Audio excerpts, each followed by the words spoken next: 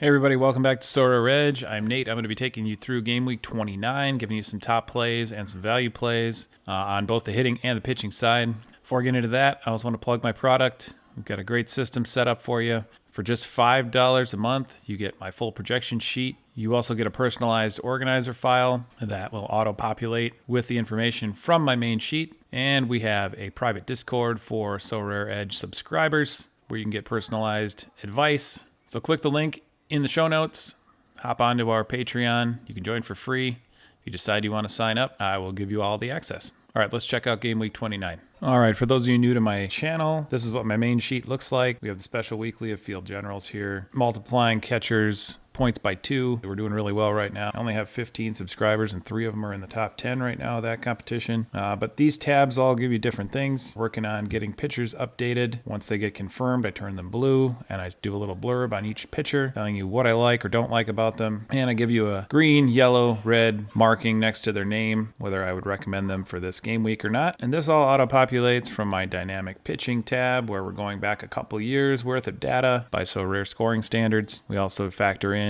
where the game's being played, park factor, how good or bad the opposing lineup is that this pitcher will be facing, and calculate a projection. On the hitting side, this tab gives you the current game week, and that's based, of course, on the dynamic hitting tab, which we have here. And this goes back to a number of different periods. Hitters have to be qualified to appear in any one of these periods. You need to have a certain number of plate appearances per game. It's 2 plate appearances per game on average over the period, and we have 7 different periods we study. Focus on recent results because baseball's a game of streaks, especially with hitters. Even the best hitters go through bad streaks, they go through great streaks, like the one Aaron Judge is on right now. But as we come up with these, each week I project the number of starts that I feel a player will have. During the week, I put them all at their max. Day before game week starts, I will go through roster resource, see who has left with injuries, see who's questionable for the weekend, and I will adjust the number of starts I expect them to make accordingly, and it will change the projection here, which will in turn change the projection here. And then when you are in your gallery organizer, that all auto-populates from this tab, and it will auto-populate for you. All you have to do is refresh your page before you make your lineups, and you'll have the most current information. So let's dig into this week. So let's start with the hitters. I've adjusted this morning, so I had them all ordered yesterday, and then when yesterday's stats updated this morning, you can see some guys bumped up, Elly De La Cruz, some went down. So what we're going to do is a quick data sort on the composite projection is G. Top 3 are going to be Shohei, Judge, and Gunnar Henderson.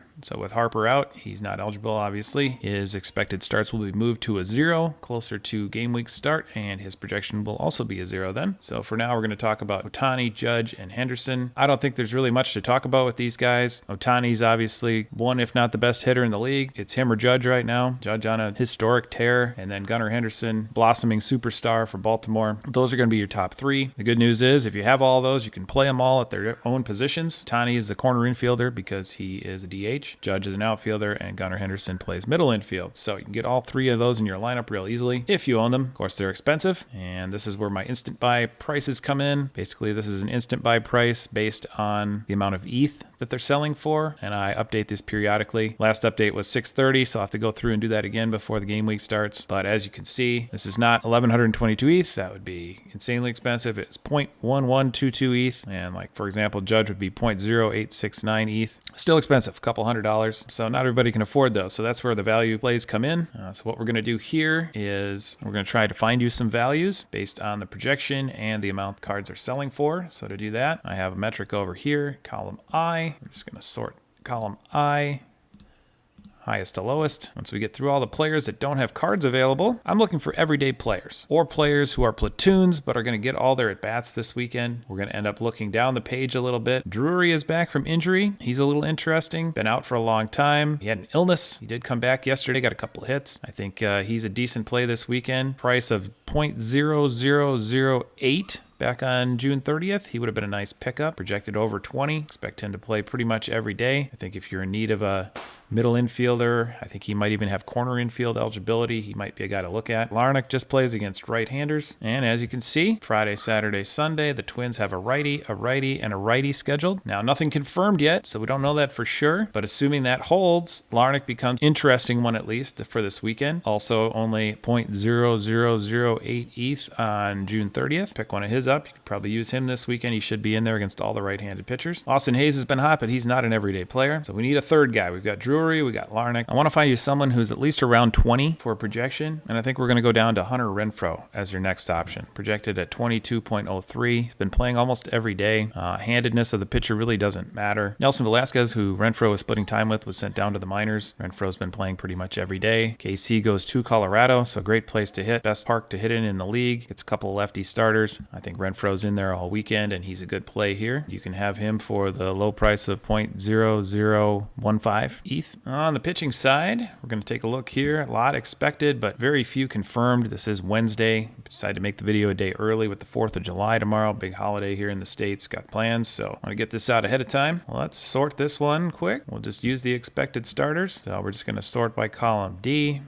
This is all stuff you can do with your access to the sheet. I give you commenter access, and commenter access gives you the ability to sort columns. We have Kevin Gausman as our top rated starter this week. Maybe a little misleading because Gausman was so good in previous seasons. He's been really up and down this year. If you are ever going to use Gausman though, this is the weekend as he is in Seattle. This is the matchup that every starting pitcher wants. Seattle strikes out far more than any other team in the league. Their park suppresses runs better than any other park in the league. So this is a dream matchup for any starting pitcher. I'm recommending Gausman regardless of his struggles this year. He is my top pick. Garrett Crochet, number 2, 28.05. This guy's turned into a stud. White Sox don't have much going for him, but this they do. He is at Miami. Miami can't hit either. He is a great start this weekend as well. And if you want a third choice, Tarek Skubal has been outstanding for the most part this season. He does start on Sunday. Games are outside. This game is scheduled for 1:40, so I expect them to get it in. I just worry about weather. If you're concerned about a Sunday start with weather being an outdoor game, I understand. I'll go with Paul Skeens. You're going to have to spend up for him. He's going to be really expensive, but he has a Friday start scheduled. Again, outside against the Mets. Glasnow with the Dodgers coming off a terrible start. He gets the Brewers at home. I think you can definitely expect a bounce back from him. But you probably know who the top pitchers are without my help. Let's find you somebody who you might not be thinking about for this weekend. One of the guys I think is worth a look this week is Nestor Cortez. The home road splits are incredible for him. He's much better at home. He gets Boston. It's on Friday night. I think this is a nice spot for Cortez. Andrew Heaney is projected just over 20, but he's been pitching really well of late. He gets Tampa at home. I think this is a nice spot for him. And an underrated guy all the time is Mackenzie Gore, coming off a really nice start last time out against the Red Hot Mets. He gets St. Louis at home on Saturday. 18.52 seems a little low for him, so he'd be my third value play. So you got Gore, Heaney, and Nestor Cortez as your 3 value picks for starting pitchers this weekend. All right, thank you very much for watching. Game Week 29 coming up. Best of luck to all of you. Again, if you want to sign up for my product, I'd love to have you aboard. Check out the link in the show notes. Thanks for watching.